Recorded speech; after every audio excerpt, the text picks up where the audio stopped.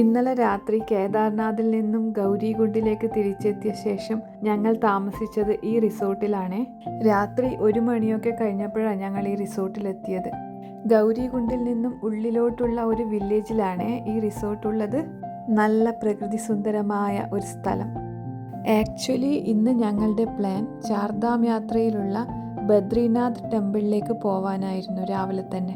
അപ്പോഴാണ് ഈ റിസോർട്ടിൻ്റെ ഓണർ പറഞ്ഞത് നമ്മുടെ സാക്ഷാൽ ശിവഭഗവാനും ശ്രീ പാർവതി ദേവിയും വിവാഹം കഴിച്ച ക്ഷേത്രം ഇതിനടുത്താണ് പോലും.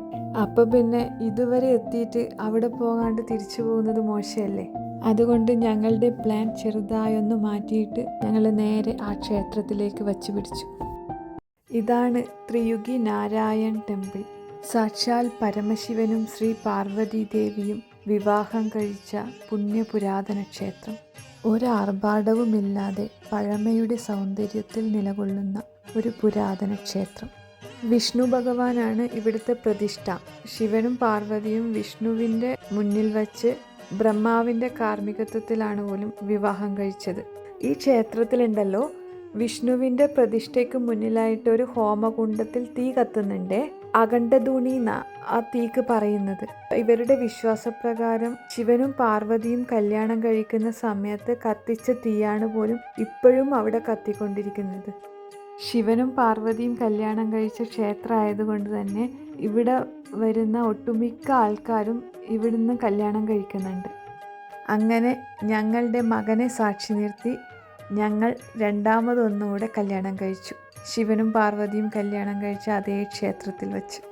ആദ്യം കെട്ടിയത് മതിയാവാതെ രണ്ടാമതൊന്നുകൂടി വിശദമായി കല്യാണം കഴിക്കുന്ന വീഡിയോ ആണ് നിങ്ങളീ കണ്ടുകൊണ്ടിരിക്കുന്നത്. ഏകദേശം അരമണിക്കൂറിന് മുകളിലുണ്ടായിരുന്നു ഈ കല്യാണത്തിൻ്റെ പ്രൊസീജിയേഴ്സ്. അതായത് അതിൻ്റെ കുറേ പൂജകളും കാര്യങ്ങളും ഒക്കെ ആയിട്ട് അരമണിക്കൂറിന് മുകളിലെടുത്തു ഈ കല്യാണം. ഇങ്ങനെയൊരു കോസ്റ്റ്യൂമിൽ കല്യാണം കഴിച്ച ലോകത്തിലെ ആദ്യത്തെ വ്യക്തികളായിരിക്കും ഞങ്ങൾ രണ്ടുപേരും. എന്തോ ആവട്ടെ, കോസ്റ്റ്യൂമിലല്ലല്ലോ കാര്യമല്ലേ. ഇവിടെ എത്തിയതിന് ശേഷമാണ് ഞങ്ങൾ അറിഞ്ഞത് ഇവിടെ ഇങ്ങനെയൊരു ചടങ്ങുണ്ട് എന്നുള്ളത്.